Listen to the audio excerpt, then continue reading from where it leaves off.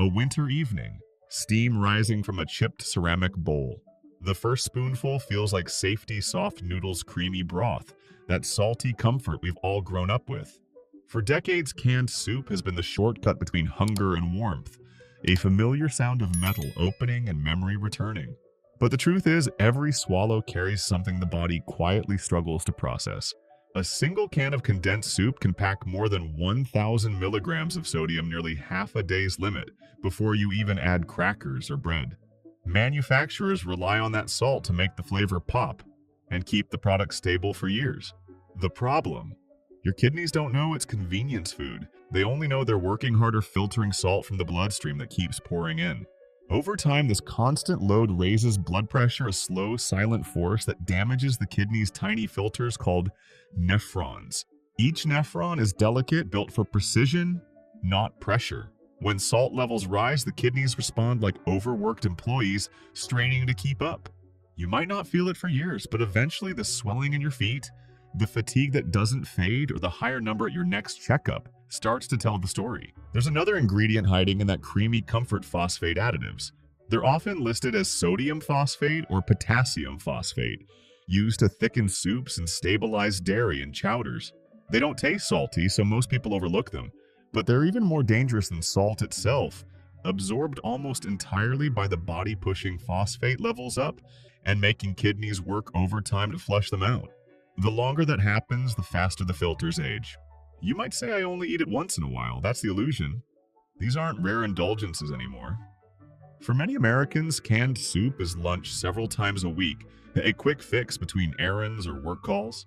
The repetition turns a small comfort into a long-term compromise. A retired nurse from Ohio once told me she used to live on canned chicken noodle soup during night shifts. It was cheap, easy, and kept her full. But years later, she started noticing swelling in her hands and a constant metallic taste in her mouth. Her doctor called it early kidney decline. I didn't even think about the soup, she said. It felt harmless. It felt safe. That's the tragedy of trust. The labels say heart healthy, but the fine print tells another story. Salt doesn't heal hearts, it just hides in flavor. And every can you open adds one more invisible burden your kidneys must carry. The next time you reach for that comforting tin on a cold evening, pause for a second. You can still have warmth, just not the kind that ages your organs.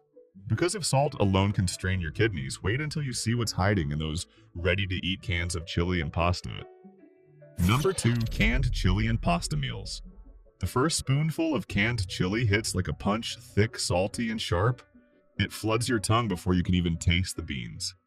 You feel full, maybe even satisfied, but not in the same way you would after a homemade meal. There's a kind of burn that feels more chemical than comforting. Now think of real chili slow-cooked on a Sunday afternoon, onions, sweating in a pan, garlic, softening tomatoes, breaking down into sweetness.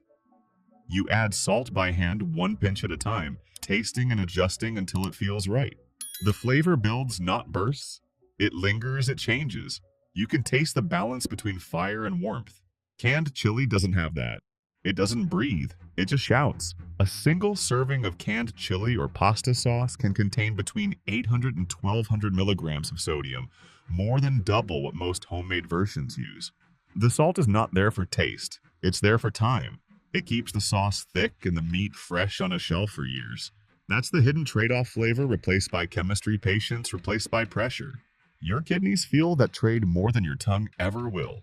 Each can is a quick spike in sodium that draws water into the bloodstream and forces your kidneys to work overtime, filtering what never needed to be there in the first place. Add in the phosphate additives that make the sauce creamy and the meat hold its shape, substances your body absorbs completely, and you're giving your organs an endless overtime shift they can't refuse. Homemade food has rest built into it. The simmering, the waiting, the tasting, all those pauses let the body slow down too. There's no need for chemicals to hold things together because care already does that. When you eat slow food, your body follows that rhythm. When you eat canned food, it fights against it. A woman in Michigan told me she used to love canned pasta. She'd pour it straight into a bowl for her kids and call it dinner. It smelled good, she said, and it filled them up. But then she started learning about what went into those cans. Now when I open one, it just smells like regret, she said softly. She said the next day she dropped the can back into her basket. She didn't even put it on the stove. Instead, she opened her fridge, pulled out onions, garlic, and a jar of tomatoes. She turned on the radio, tied her apron, and began to cook. The sauce simmered, the air filled with the sound of home, not the hiss of a can, but the rhythm of care. The difference wasn't just taste, it was trust. One came from a factory, the other from her own hands. One forced her body to work harder, the other gave it rest. If a spoonful of salt can change the story of dinner, imagine what happens when the meat itself comes packed with it. Have you ever felt strangely heavy after eating canned meat, not just full, but tired in a way that rest can't fix? That isn't just in your head, it's your kidneys quietly struggling to keep up. Each serving of canned meat, whether it's Spam corned beef or Vienna sausage, carries a lot more than flavor. It's loaded with more than 1,000 milligrams of sodium plus phosphate and nitrite preservatives, meant to keep the meat pink and safe for years. These ingredients help it look perfect on the plate, but inside the body, they behave differently. They turn every bite into extra work for the kidneys. Here's what actually happens. Sodium makes the body hold on to water. That extra water thickens the blood and raises pressure inside the tiny tubes of the kidney, the nephrons. At first, the kidneys adapt to filtering faster, pushing harder, but day after day, they lose a little of their strength. Phosphate additives make things worse. They break the balance between calcium and phosphorus, causing minerals to build up in blood vessels. Nitrites, which give the meat its pink color, irritate those same vessels. Together, these substances don't cause pain right away. They cause wear, the kind you don't notice until years later. Clinically, it's like watching a slow leak. The filters scar, the pressure builds, waste that should be gone starts to linger in the bloodstream. You may not feel sick, but you start waking up puffy around the eyes, or you feel drained after a meal. The body whispers long before it shouts. For many people, canned meat isn't about carelessness, it's about time. It's easy, it's cheap, it's fast, but the body doesn't understand shortcuts. It only understands balance. There's a man I met once, an office worker in his 50s who lived alone. Every night after work, he'd fry a slice or two of canned meat, eat it with rice, and call it dinner. It's simple, he said. It saves time. He didn't drink, didn't smoke, and thought he was doing fine. Until one day, his doctor told him his kidney function had dropped. Nothing dramatic, just numbers. Stage 2, the doctor said gently. We need to watch it. That night, he couldn't finish his meal. The same smell that used to comfort him suddenly felt heavy. He threw away the oil in the pan and stood there for a long time, listening to the faint buzz of the fridge. Now he cooks differently. He still eats alone, but he buys fresh food eggs, green, simple cuts of pork or chicken. It takes longer, yes, but he says the food feels lighter. The first few weeks, he didn't notice much change, but over time, the swelling in his hands eased and that tired heaviness started to fade. The biggest difference, he told me later, is not that I feel younger. It's that I don't feel guilty every time I eat. The damage won't heal overnight, but change when it's real doesn't need to be fast. And if salt and preservatives can wear down the body this quietly, imagine what happens when the danger isn't even in the food, but in the can itself. Number 4, canned tomatoes and sauces. I buy them because they're cheap. A woman told me in the grocery aisle holding a can of tomato sauce with a bright red label. It's fast, it's red, it looks real enough. She smiled, dropped 3 cans into her cart and moved on. But she didn't know that behind that color lies an entire economy built on compromise. Economist Dr. Harold Klein, who has studied food supply chains for over 20 years, once said, "In processed food, time is the real currency. Whoever shortens it wins, even if the product loses its soul." That's exactly what happened with tomatoes. To meet the speed of modern demand, factories no longer wait for the fruit to ripen under the sun. They harvest early, concentrate the puree in giant tanks, and blend it with color stabilizers to fake natural richness. Inside, heat and acid collide with the thin BPA lining of each can, the same chemical used to prevent rust. Over time, that barrier weakens and microscopic traces of BPA mix into the sauce. You won't taste it, but your kidneys will notice. The compound mimics hormones, confusing the body's signals for filtering waste.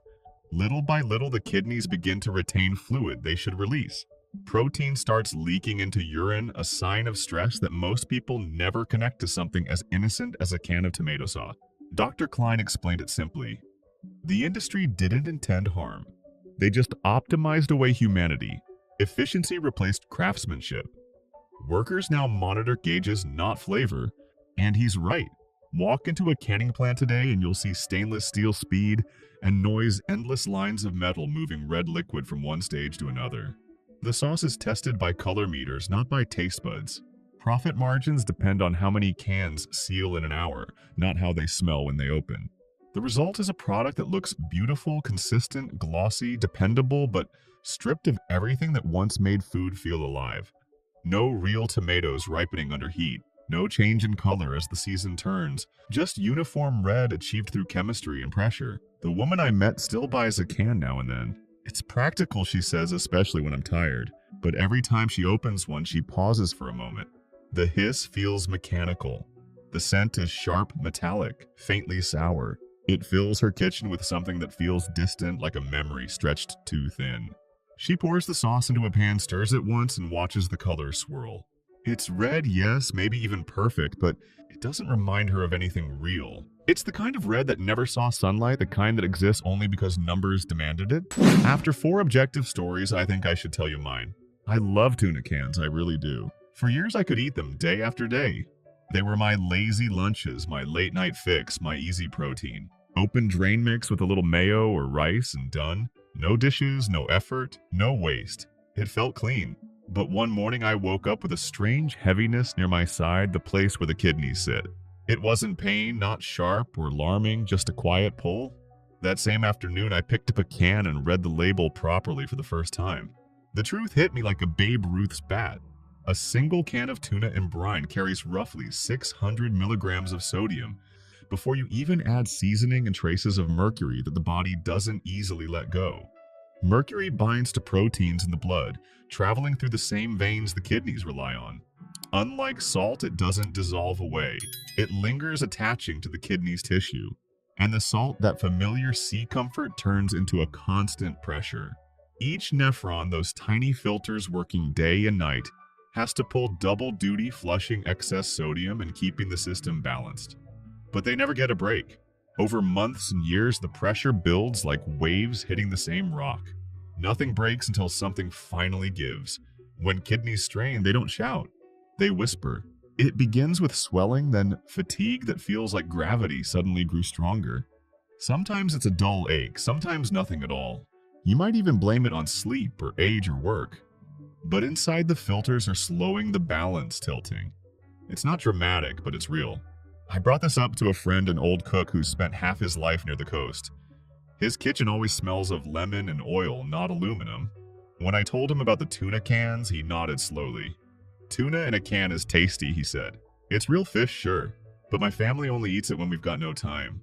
I always rinse it first just to wash off that sea it no longer belongs to. He wasn't judging, just stating a truth that I had ignored for years. Convenience always charges interest. It doesn't take it from your wallet, it takes it from your body. That night, I tried cooking tuna by hand for the first time. Fresh fillet light oil, a pinch of salt, and a squeeze of lemon.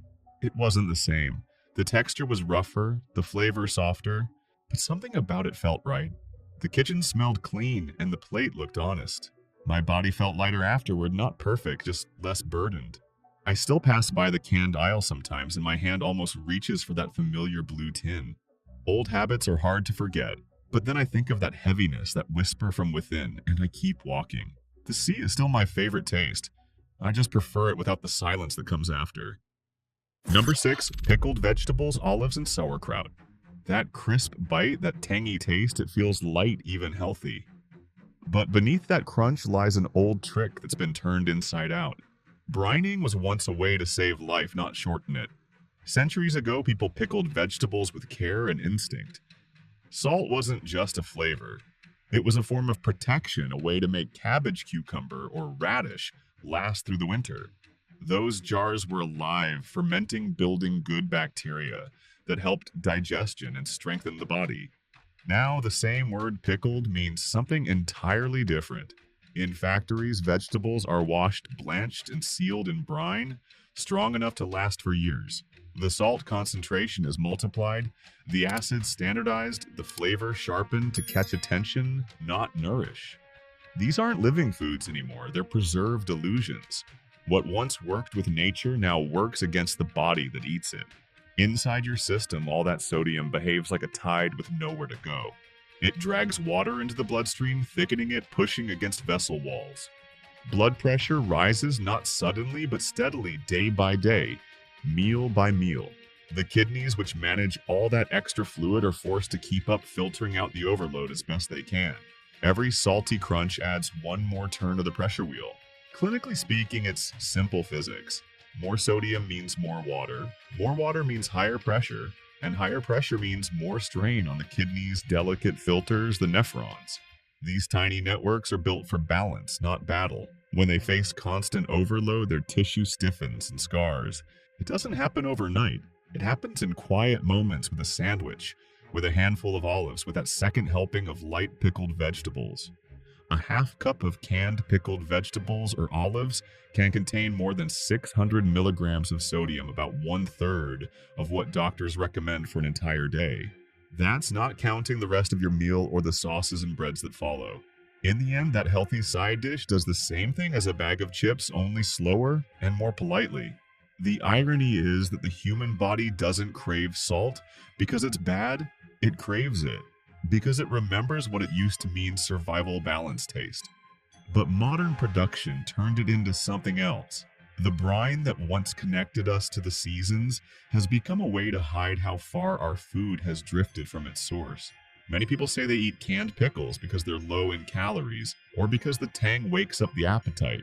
And that's true for a moment, it does feel refreshing. But when the kidneys have to deal with that kind of constant sodium bath, refreshment turns to fatigue. You may not feel it right away, but the body keeps score. A nutritionist I once spoke with put it best. Traditional pickling taught patience. Industrial pickling taught speed. The salt stayed the same, only the kindness left. That sentence stayed with me, because she wasn't just talking about food, she was talking about us. We preserved everything but time, and in doing so, we forgot how to listen to what our own body was asking for. So the next time that tangy crunch tempts you, maybe stop for a second. Salt used to save us. Now it just wants a little mercy in return. You lift the lid and it feels like home. The color, the steam, the nostalgia in every swirl. It smells like Sunday evenings, like something your mother once made when the world outside was cold. You don't question it, because the can already told its story before you even touched the spoon. Home, but faster. Canned soups don't just sell food, they sell a feeling. Every design choice has calculated the golden hue of the label, the home-style font, the photo of a steaming bowl with tiny bubbles caught mid-glow. Even the hiss when you open it is designed to please the ear. The sound of trust pre-packaged. You're not buying broth, you're buying reassurance. But comfort is the easiest thing to sell because everyone wants it and few stop to measure the price. Beneath that glow and steam, one serving of canned soup often carries 800 to 1,000 milligrams of sodium, nearly half your daily limit, plus phosphate-based flavor enhancers that make the taste seem richer than it is. These additives amplify the illusion of warmth, urging your tongue to remember a home-cooked meal that never actually happened. It feels soothing, but it's chemically scripted warmth with a side of wear. And the trick doesn't end with taste. For decades, marketing teams have studied not hunger, but memory. They learned that comfort food isn't about the stomach, it's about the heart and what the mind associates with safety. They play with color psychology, golden tones that signal security, soft steam, and slow motion that feels like care. You see the ad and your pulse slows before your spoon even moves. The idea of nourishment becomes more powerful than the act itself. A retired mall director once told me, we used to design food courts around the smell of soup. Not the taste, the smell. We'd pump it through vents so people walking by would slow down, remember home, and buy something they didn't plan to. He smiled faintly, not proudly, just knowingly. It wasn't hunger, he said. It was memory marketing. We sold warmth, not meals. Then he paused, staring down at his coffee. I didn't think about health back then. I thought about foot traffic. That sentence stuck with me.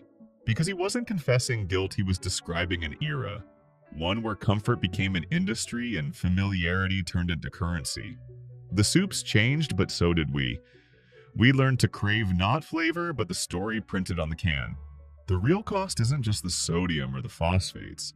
It's what we've given up: the ritual of patience, the sound of a simmering pot, the smell that grew slowly instead of being engineered in seconds.